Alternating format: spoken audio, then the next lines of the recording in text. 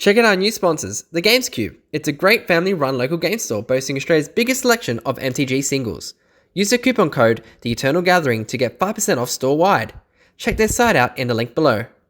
G'day everyone, welcome to the Eternal Gathering. The Gathering here with another podcast, and I thought today we'll do something a bit different for today's podcast. I want to go through the possible cards that might get reprinted in Time Spiral Remastered, which is coming out in a few weeks from today. Today is the 25th of February, and I think spoilers begin tomorrow.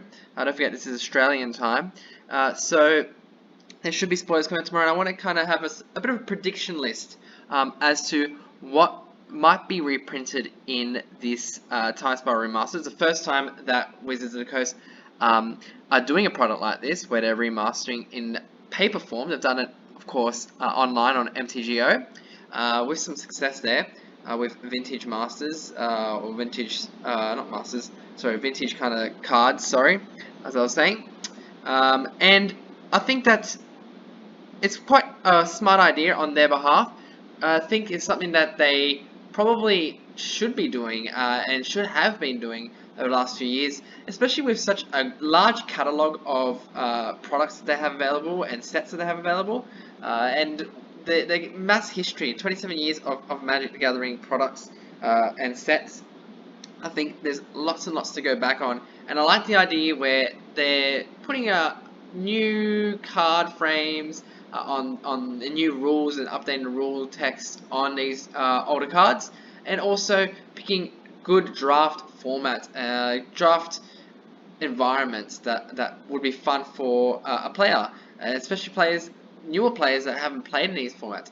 Time Spiral, for me, I played in the pre-release of Time Spiral and Planet Chaos and probably Future Sight, but I didn't play many drafts. I wasn't big into drafts. I did go to pre-releases. I do remember playing the pre-releases, and they were quite fun. Pre-releases are always quite fun. So being able to go back and, playing sealed events or draft events with these older sets, I think is a good idea. And I think moving forward, they should do this one maybe once or twice a year. They have a lot of sets to be able to go back on, so it would last them many years. And don't forget, new sets are coming out all the time. So if they do Time Spiral Remaster this year, next year they do Innistrad, let's say. The year after they can go and do Kamigawa, or they can do Mirrodin, original Mirrodin, or Lorwyn, Eventide, Morningtide, those kind of sets. Perfect. Worldwake, the original Zendikar, those sets, I think picking the best cards from there to be able to draft from, and obviously getting reprints out there. And maybe move forward, instead of master sets, we're going to be getting these kind of things, where if we don't get a master set, we'll get a couple of set reprints, remaster sets like this, and therefore that if Worldwake is going to be, or Zendikar, original Zendikar is going to be one of those things, that Jace and Mind Sculptor, the fetch lands, they're probably going to get reprinted at that time. So you can expect those kind of cards to be in there, as opposed to going for a master set where you're picking the best cards, but you don't know if there's going to be certain cards chosen or not. What's the themes of that set? With these remaster sets, we know exactly what there is possibly coming in there. Of course, you don't get every single card, but you are likely, or very highly likely, to be able to get those cards. So let's go to Time Spiral. We'll start Time Spiral, and the cards that I think I'm going to get reprinted from, I'm going to go through each of the Time Spiral blocks and tell you what cards I think will be in the set. Now, there's a lot of lands from Time Spiral that I think definitely they could do, but I'm not sure if they're going to do each and every single land that was featured in this set overall. But definitely Gemstone Caverns is a card that I could see being reprinted. It hasn't been reprinted for a while, and it's got quite a good value on it. Vesuva is another one that I would think would be a good hit. The other cards like Flagstones of Trekkie, that's been reprinted a few times already. Swarmyard, I'm not too sure if people would really be interested in that kind of card. Of course, since he's playing in Commander, but yet again, I don't think they would want to put a slot in this remaster set for Swarmyard. So I definitely would say Cavern of Souls, Vesuva would be getting reprinted from those type of lands will be getting reprinted. Definitely Angel's Grace, I definitely would see be coming back. I think Split Second will be coming back in this regards, printing the Split Second cards. So definitely I would see that coming into fruition here. In terms of other cards, I think the Suspend cards, they will probably be reprinted. The ones that need to be suspended to be cast, but you can obviously cast these in Magic in other ways. There's other ways to go around casting a Living End or Ancestral Vision, which gets played in sometimes in Modern, definitely in EDH as well. So definitely could see the Suspend cards being reprinted. Time Spiral, to me, has some nice card values here and there, but there's nothing super massive in terms of the values that really sticks out to me. I think definitely you'll see the prices of these tank once this remaster set comes out, but there is some good value. Agent of Caverns, it's a $53 card right here on market. I reckon once this gets reprinted, it would be a $15 card. So it's still got some value associated with it. We go to the next one, Planet Chaos, and definitely Damnation is my #1 pick for the card being reprinted. I'm not sure if they're going to be doing like the future-ish kind of looks on the reprints or remaster set, but I definitely see Damnation being one of the chase cards, one of the chase rares from this set. You got also your lands again, Urborg. I think this will be another good reprint. There's a couple of cards in here that then just kind of falter in value. Those are really the most expensive cards, and I expect those two cards to definitely be reprinted. Otherwise, there's not much here from Planet Chaos that I think will definitely need a reprint, but they'll definitely grab some cards from here nonetheless. Future Sight is where it gets really interesting. Future Sight has probably the most value in terms of the single cards, and we can see Sliver Legion being the #1 of that. $100 card, definitely I think will be a mythic in the set, and probably along with Tarmogoyf being a chase mythics.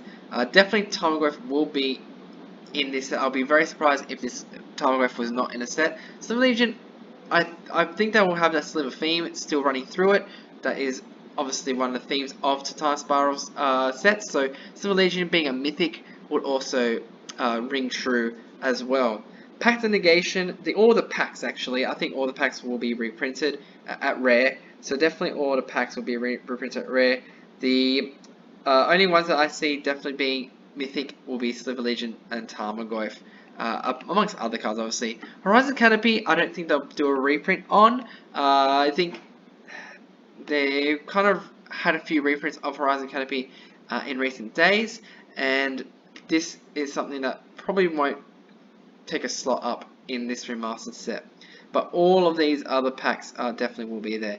Magus of the Moon, I could see that also being in this. There are these other lands here, Grove the Burn Willows, possibly.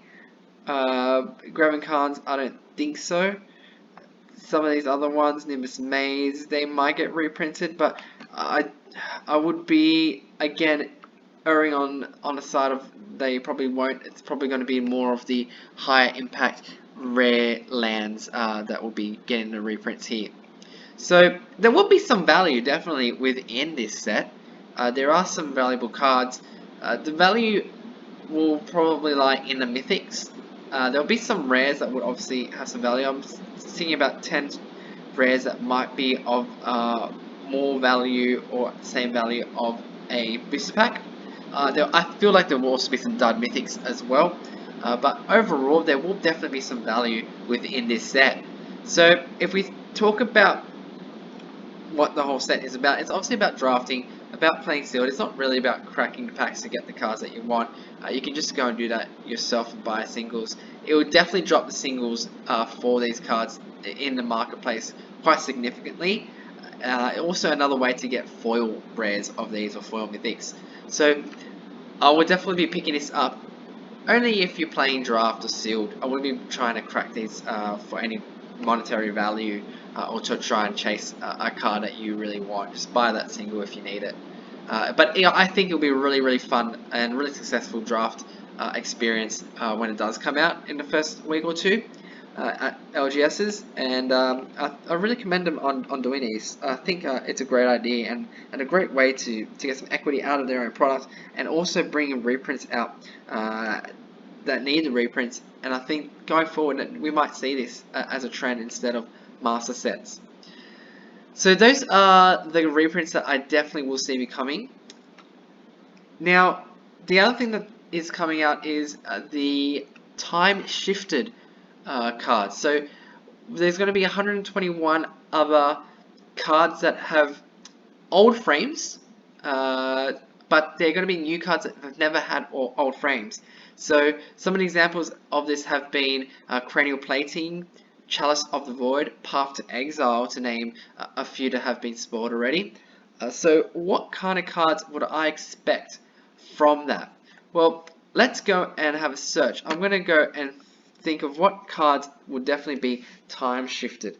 First on my list of a card that I think would be really good in time shifted would be Snapcaster Mage. So Snapcaster Mage, I think, would be a good pick as probably one of the most valuable cards in that slot, in the time shifter slot. I think Snapcaster Mage would work well with this set, being a time shifter card, and I think it'll be quite a good chase card as well. My roughie would be that Snapcaster Mage gets reprinted in standard in the new Strixhaven set, but I don't think that's going to be very likely. So this is, I guess, a roughie.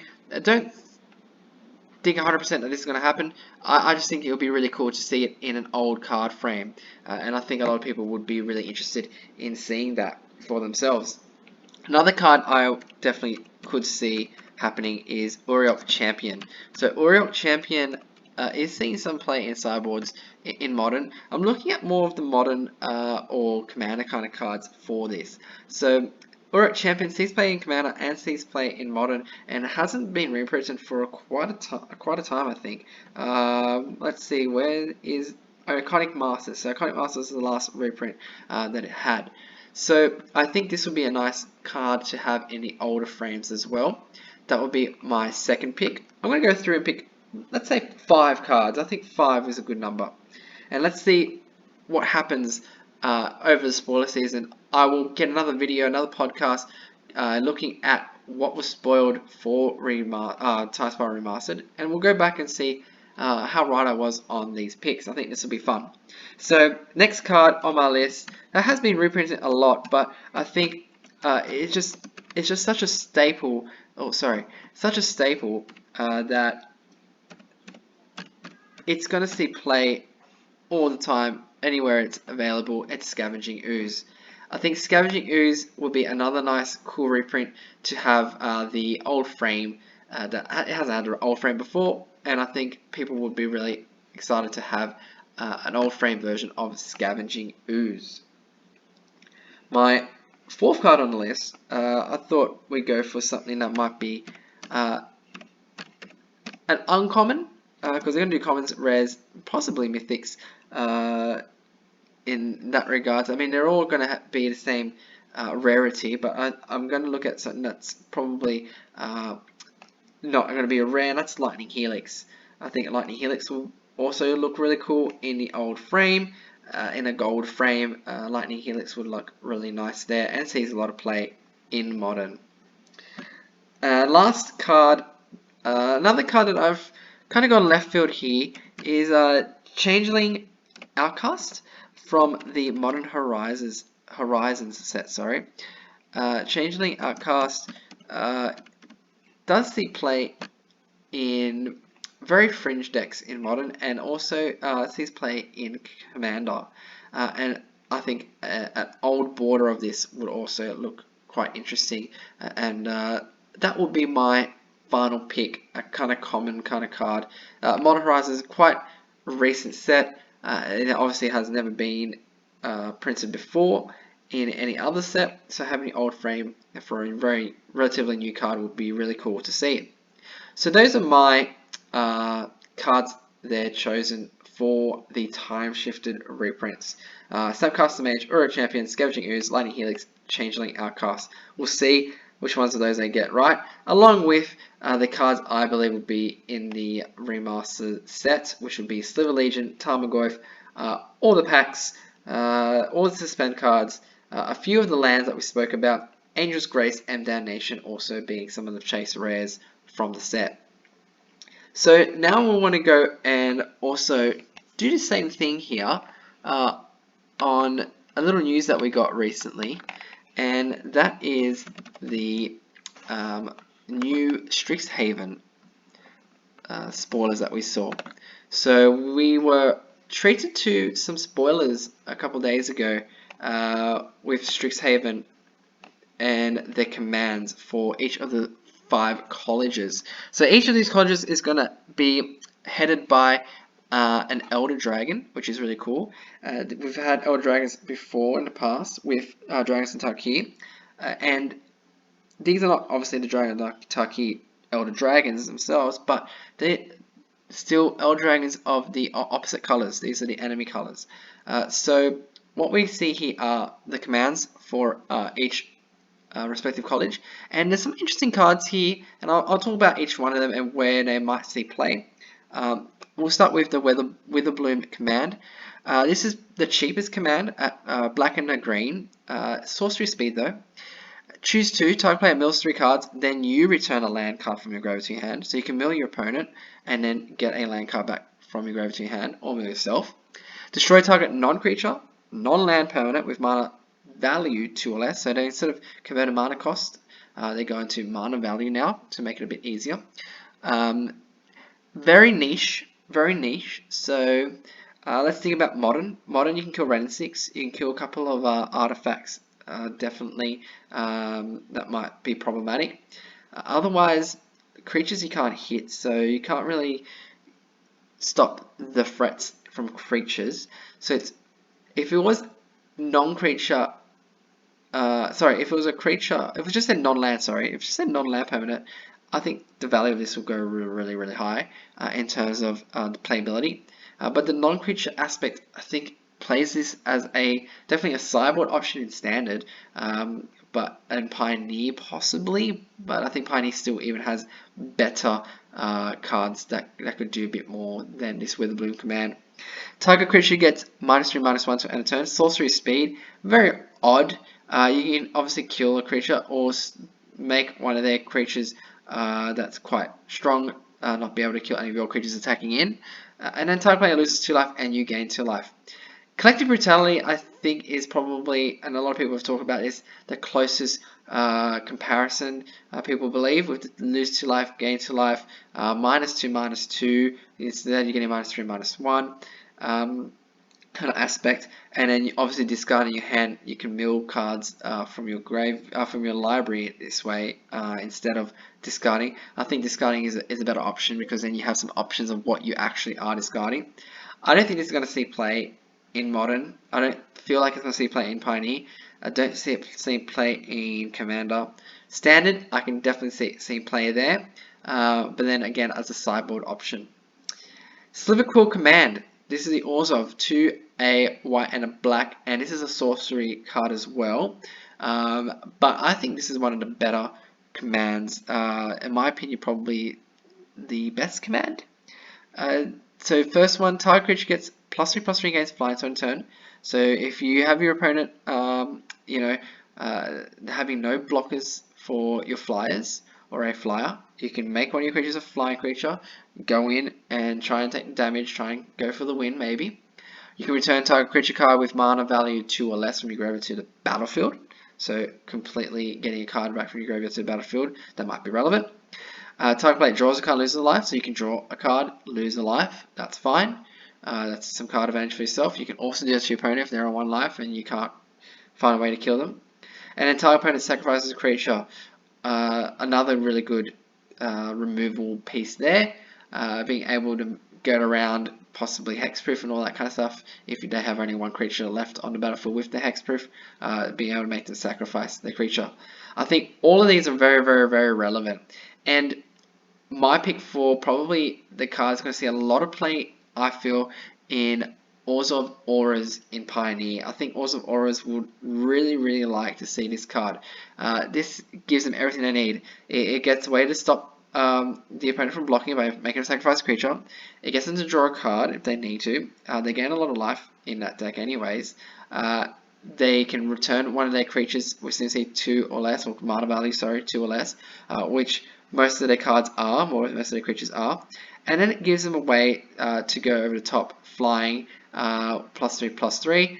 They're probably already a 5/5, 6/6, 7/7, whatever it might be by then, and done a couple of damage already. It might be enough just to go for the win there by giving them the flying ability. So definitely a lot of different aspects that I think Auras can definitely use in their main board option. Possibly even sideboard option, but I can definitely see this played in the main board as probably a 2-of, as a way to get around certain matchups, certain scenarios where they could definitely use this. Definitely going to see play in standard. I feel like it's definitely a good card for standard. Modern, I don't think it's got enough there. Being a sorcery at 4 mana is quite slow. This was instant speed, then I would probably be thinking about it, definitely. But also, it does pretty much what a Cryptic Command already is doing, in a way. And I feel like Cryptic Command, it will see play more because it's instant and it costs 3 mana. And it's kind of doing a few things similar here.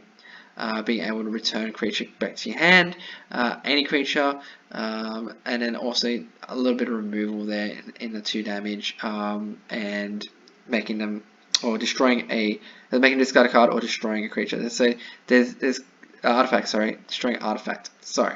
Anyways, so as I was saying, I think definitely won't see play in the modern format. Cryptic Command, 1 blue and green. Return target creature or planeswalker to its owner's hand. Counter target artifact or enchantment spell. Put 2/1/1 counters on target creature, and then target player shuffles up to 3 target cards from their graveyard into the library. So I don't know what you'll use the last one for, unless you really want to get a card back from your graveyard and have a chance to draw it. The +2/+1/+1 counters on a creature can be relevant at times, especially if you're going to be playing a lot of +1/+1 kind of synergy. Mortal Collectors in standard, that could also be something to be played around with. The counter artifact enchant spell, definitely Pioneer and standard. That's something that you will be running into, a lot of enchantments and artifacts. But in modern, you won't be seeing that as much. And then returning a creature or planeswalker to its own hand, it's good kind of tempo. Again, modern, you got other ways to deal with things like that. Pioneer, I could definitely see this thing, maybe some play in Pioneer as a sideboard option, but standard is probably where I see most of this being played in this Cryptic Command. Prismari Command, my choice for second best command in the cycle. 1 blue and red. It's an instant speed. It can do 2 damage to any target. You can draw 2 cards and then discard 2 cards, or your opponent can do that if you want to make them do that. Target player creates a treasure token, so you get 1 mana back, and destroy a target artifact. A lot of people also kind of thinking about Cryptic Command and Prismari Command being very similar, being able to destroy an artifact until do damage to any target. I still think Cryptic Command is more versatile.